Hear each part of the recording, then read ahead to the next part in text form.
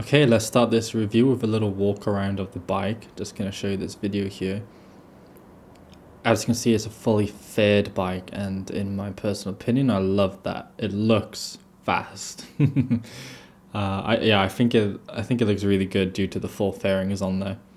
I love the underseat exhausts as well, and the single-sided swing arm is beautiful. Not a lot of bikes have that combo, and it just looks really neat and clean.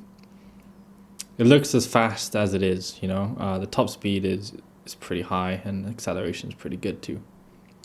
It even looks good when you have the full pannier set on. They have like matching color sets for all the different colors of this bike, and it doesn't ruin the lines of the bike. The bike is fast enough to keep up with 600s until about 120 miles an hour. After that, they'll slowly walk you. Has great acceleration. The weight keeps it controlled even at full throttle. Obviously, being a big CC bike, you'll obliterate almost every car on the road. No problems with motorway speeds or overtaking. It'll comfortably sit at motorway speed all day. That's what it was built for. It handles very nicely at normal driving speeds. Low speeds take a little bit of getting used to since it is quite a large bike, but you can use the rear brake to help. I can now keep this bike upright at like 1 mile an hour when coming to stops. When cornering, it feels very stable. The suspension does a good job. Just the stock suspension is pretty good for most uses.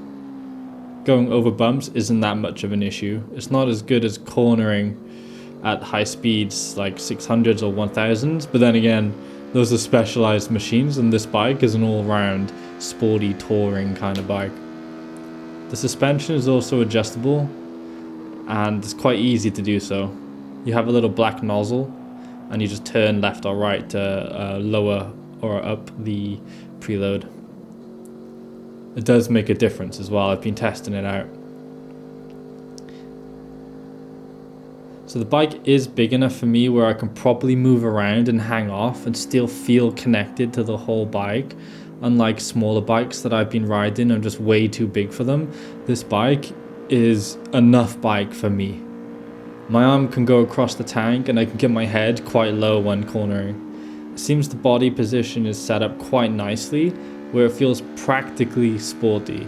In the sense you can ride it at road speeds and not feel uncomfortable, even though it's like a sporty-ish seating position.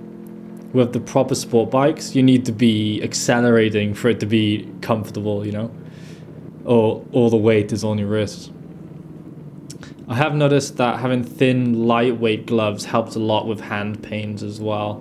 The clutch is not the lightest clutch I've had to use before. It's not ridiculously heavy, but you know, having like thin, pliable gloves is the way to go with this bike, I think. It also improves handling a little bit, you know. When I've been wearing thick gloves and going for the indicators, sometimes I've hit the the horn, but it doesn't happen if you're wearing thin gloves. The sound of this bike, oh, good luck finding a better sounding machine than this. Just give it a listen. I'm running with Black Widow end cans. The Delkevics also sound very nice and are quite popular. You can get a full exhaust system for those as well. The stock ones are too quiet in my opinion, but they do look pretty nice. And if you're technical, or you know someone who's like mechanical, technical kind of person, you can actually gut the stock exhausts, weld the ends back together, and then you have a stock looking bike with really cool looking exhausts that sound very nice as well. Braking. This bike has fairly decent brakes actually. This model has linked brake system, and it has ABS. So, you know, I'm never worried about riding in any condition. I've been riding in the rain and I've never even triggered the ABS once. The bike has never felt wobbly or too heavy on the front when braking. VTEC. The VTEC is cool and also quite useful. In 6th gear, it doesn't kick in until about 100 miles an hour, so it's quiet and relaxed for long distance cruising on motorways, for example. It basically has two modes. Nice and refined below the VTEC line, or wild and ready when you want it to be. Pretty quiet for riding past police. Not disturbing the neighbors too much, you know. And then pretty loud when showing BMW drivers who's the boss. The VTEC has a nice smooth transition and doesn't jerk the bike at all on my model. I'm not sure about the earlier models, but mine's 2009. Weight. It is a big boy bike, and it can be a lump to push around or squeeze into tight spaces. Not so much when filtering or low speed maneuvers, but I mean when parking, you know, or like trying to get down an alleyway or into your front garden or something like that. It's not really much you can do to reduce the weight either, as most of the weight is from the frame and the engine. The easiest weight savings are the end cans. So if you get a stock bike with stock end cans, I would definitely suggest changing those straight away. Pillion. When carrying a pillion, the seat can make them lean forward onto you quite a bit, so it can be uncomfortable for long distances when carrying a pillion. So if you're carrying a pillion often, I would suggest getting the grab rails for the back of the bike for them to hold on to. A lot of the bikes that I've seen around already have them on. Mine doesn't, and trying to find a good pair is quite hard actually, because they're quite well sought after. Quality. Everything is solid on this bike and built correctly by Honda. The only weakness of this bike I've heard is that the stator can go and would need to be rewound. However, it's not super expensive to fix this issue, and you can get voltage meters so you can see when it's starting to go. Overall value.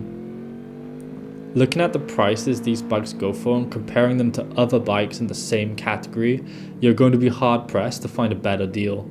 For such a well-built and well-running bike with some unique aspects, it is cheap. You'll find great examples with 20 to 30,000 miles for about 2,500, 3,500 quid. Parts are often shared between the few models of the VFR, which has been running for quite a while, so replacing parts is usually not that expensive as well. It's so much bike for a little price. Finishing up. This is very much a do-it-all bike. The only place I would never take this is off-road. If you want a commuter, tour, and sport bike, but only have enough room for one bike, then this will do the job of all three quite nicely. I don't think you could ever get bored of this bike. It just has something for everyone. It looks great. It's fast. It's comfortable. You can go long distances. You can throw it around the twisties. You know, it's got something for everyone.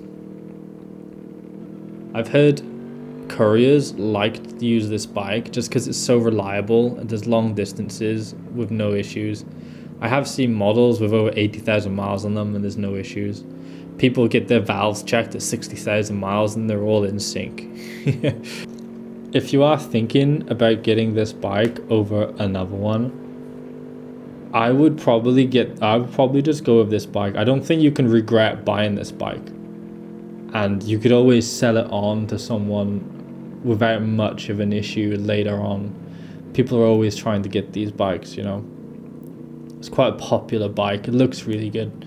They stopped making this model now, and there's a good community around this bike that really, really adores them.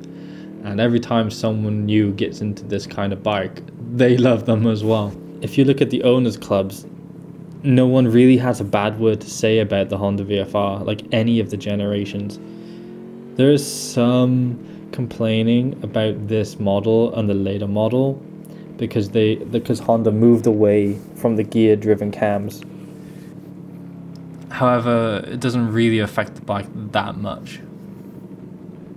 What I would love to see Honda do in the future is make this bike a little bit more sporty and a little bit less touring.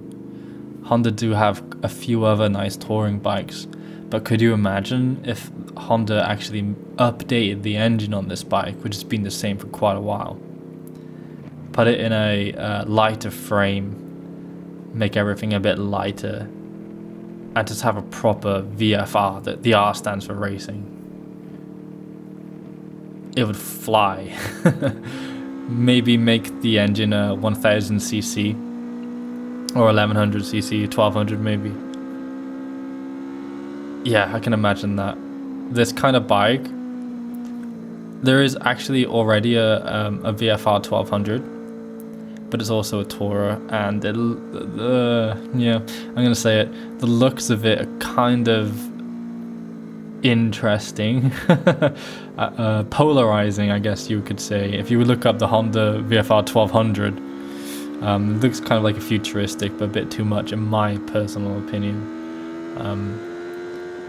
Yeah, I don't know what Honda are gonna do with the future of VFR. They might make another one, and I really hope they change up the formula a little bit. I would love a sporty version, V4, VTEC, light, and fast as hell. Wow, yeah, I would get one for sure. I think a lot of people would. I know Honda can do it. They make the fastest race bikes anyway, don't they? So, come on, Honda. I want to see it. Anyway, yeah, final thoughts. Get one.